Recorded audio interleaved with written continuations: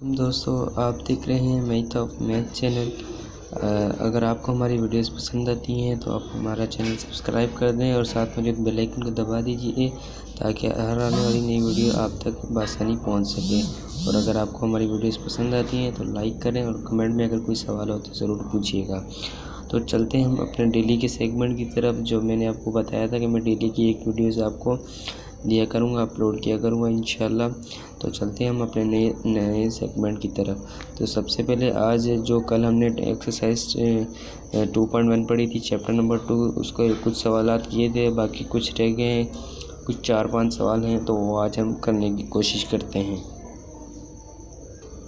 तो दोस्तों, ये सवाल आ चुके हैं मेरे पास। ये हमने इधर 5 सवाल कर लिए थे। अब जो ये तीसरे सवाल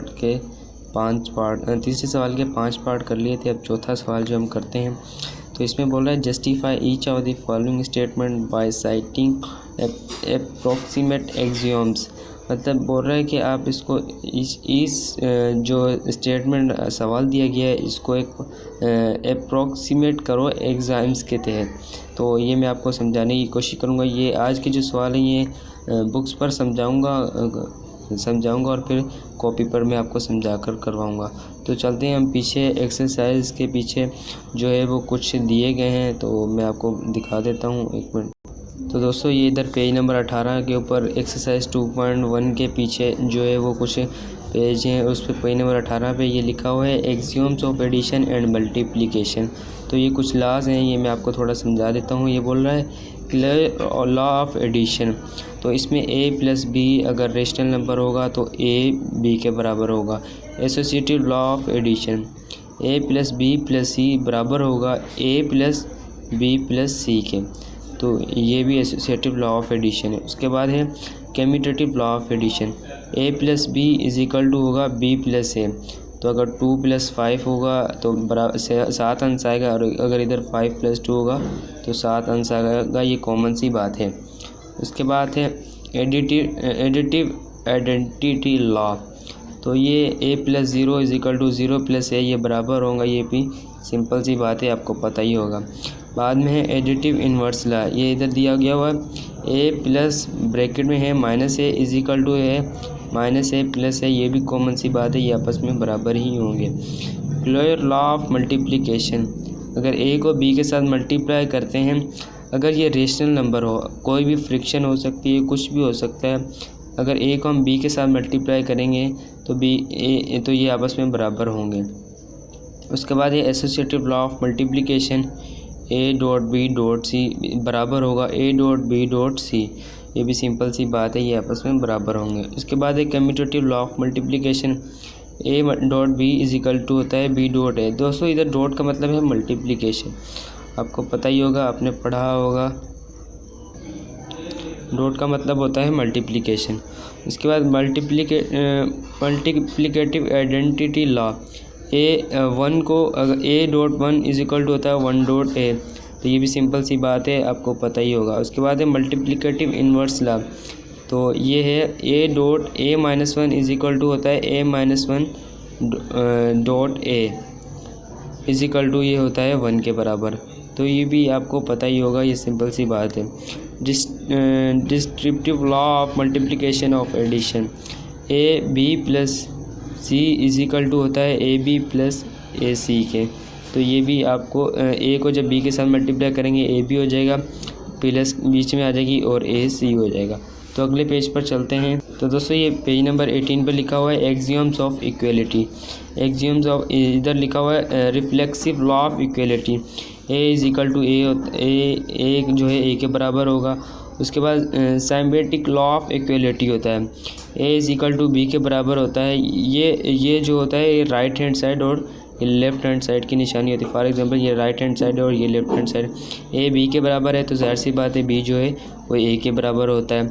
इधर लिखा हुआ है transitive law of equality, a जो है b के बराबर है, b c के बराबर होता है। लेफ्ट हैंड साइड में a जो है वो c के बराबर, फॉर एग्जांपल a b के बराबर है, b c के बराबर है, तो a भी c के बराबर ही होगा, तो ये जाहिर सी बात है। इधर लिखा हुआ है सब्स्टिट्यूशन लॉ ऑफ इक्वलिटी और यूनिकनेस लॉ, मतलब x is equal to x complement and y is equal to y complement, ये एग्जाम्पल के साथ समझाया हुआ है। मतलब ये इधर ए और इधर ए, एक्स प्लस वाई, इधर बी और इधर B, X complement plus Y complement. तो X dot Y, X complement Y dot Y complement. तो ये भी सिंपल सी बात है। चलते हैं अगले पेज के।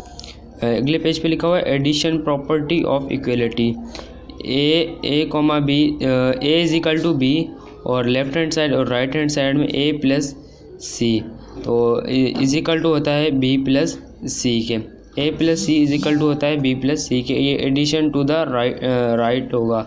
उसके बाद A is equal to B, C plus A is equal to C plus B, ये होगा एडिशन टू द लेफ्ट। ये सारी सिंपल सी बातें हैं। उसके बाद ये आ जाता है post multiplication, pre multiplication, a is equal to b, left hand side में होगा ए डॉट सी, बाद में इज इक्वल टू में होगा बी डॉट सी। ये सब सिंपल सी चीज़ें हैं। बाद में राइट कोलिजन फॉर पॉजिटिव होगा A plus C is equal to B plus C, right hand side left hand side में होगा A is equal to B और C is equal to C ही होता है। उसके बाद left collision of for plus positive C plus A is equal to C plus B, तो left hand side में राइट हैंड साइड में होगा A is equal to B, C is equal to C ही होता है। ये सारी simple सी चीज़ें, ये सब चीज़ें बताने का मकसद यही है जो हमें सवाल दिया गया हुआ ये पेज नंबर अगला जो है, इसमें जो हमें सवाल दिया गया हुआ है वो एक्सियम्स, एप्रोक्सिएट एक्सियम्स बता रहा है। तो ये इसी जो है टर्म्स के तहत होंगे। चलिए तो हम सवाल आज के जो है वो शुरू करते हैं। मैं कॉपी पर राइट करता हूँ फिर आपको समझाता हूँ। तो दोस्तों ये इधर मैंने राइट कर लिया है क्वेश्चन नंबर 4 का पहला part, x plus 5 is equal to 2 plus 5, ये लेफ्ट हैंड साइड है, ये बराबर है राइट हैंड साइड के। तो ये हम प्रूव करते हैं कैसे, और साथ में वो प्रॉपर टर्म्स भी बता दूंगा मैं आपको, ये कौन सी प्रॉपर्टी है, ये कौन से टर्म्स हैं। तो सबसे पहले अगर सॉल्यूशन के बाद क्वेश्चन रिपीट करते हैं, मैं रिपीट नहीं करता, मैं डायरेक्ट करने की कोशिश करता हूँ। x प्लस 5, अगर हम इसको x प्लस 5 अगर मैं जो काम करूँगा इधर, अगर मैं दोनों तरफ कर दूँ -5 प्लस, और इधर भी मैं कर देता हूँ 2 प्लस 5 प्लस, और इधर में -5 कर देता हूँ, मतलब प्लस में कर देता हूँ -5 को दोनों तरफ, ठीक है। तो इसको मैं सिंपली अगर मैं ब्रैकेट के अलावा लिख देता हूँ x plus 5 plus into -5 is equal to हो जाएगा 2 प्लस 5 -5। ये मैंने जो प्रॉपर्टी इस्तेमाल की है, ये कौन सी प्रॉपर्टी होती है, एडिटिव इन्वर्स लॉ। ये वाली जो मैं प्रॉपर्टी है, ये जो मैंने अभी थोड़ी देर पहले आपको पढ़ाई है, ये एडिटिव इन्वर्स लॉ है। ये पढ़ी होगी जो है अभी मैंने आपको पढ़ाई है, ये आप पीछे देख सकते हैं। उसके बाद इस प्रॉपर्टी को भी हम क्या कहते हैं, लेफ्ट, इस प्रॉपर्टी को, ये जो पूरी प्रॉपर्टी है इसको हम क्या कहते हैं, left conclusion property for positive. ये अभी मैंने आपको पढ़ाया है, ये आप चेक कर सकते हैं, फॉर पॉजिटिव। तो ये सिंपली होगा, ये पॉजिटिव प्लस ये नेगेटिव -5 प्लस 5 ये कट जाएंगे, इधर भी +5 -5 ये कट जाएंगे, तो एक से हमारे पास 2 के बराबर बचा है। और ये ऊपर राइट हैंड साइड में भी ये, तो ये भी हमारा सवाल जो है वो प्रूव्ड हो गया है। दोस्तों ये इनके जो है अंश जो है बुक में इसलिए नहीं होते क्योंकि ये प्रूव वाले सवाल होते हैं, और प्रूव वाले सवाल का कोई भी अंश बुक में नहीं होता है। तो चलिए मैं दूसरा सवाल कर। तो दोस्तों ये इधर है a divided by 2 is equal to 3/4, ये बराबर होता है, ये सारी चीज़ें जो बराबर होती हैं 4a, उसके बाद इज इक्वल टू है ये बीच में 3.2, इधर डॉट का मतलब मल्टीप्लाई होता है, तो आप इसको मल्टीप्लाई कह सकते हैं। तो इसको अगर हम करते हैं, तो अगर किसी भी फ्रिक्शन के दरमियान अगर इज इक्वल टू आ जाए तो हम उनकी क्रॉस मल्टीप्लिकेशन करते हैं, ये आपने पढ़ा होगा।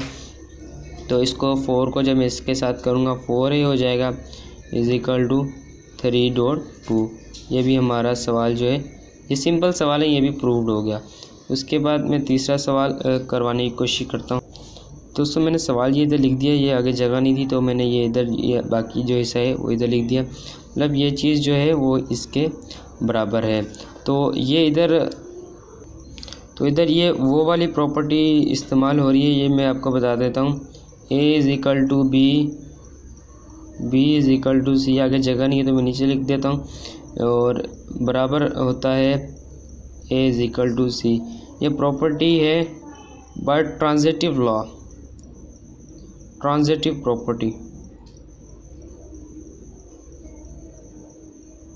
तो ये भी दोस्तों आप देख सकते हैं ट्रांजिटिव प्रॉपर्टी है।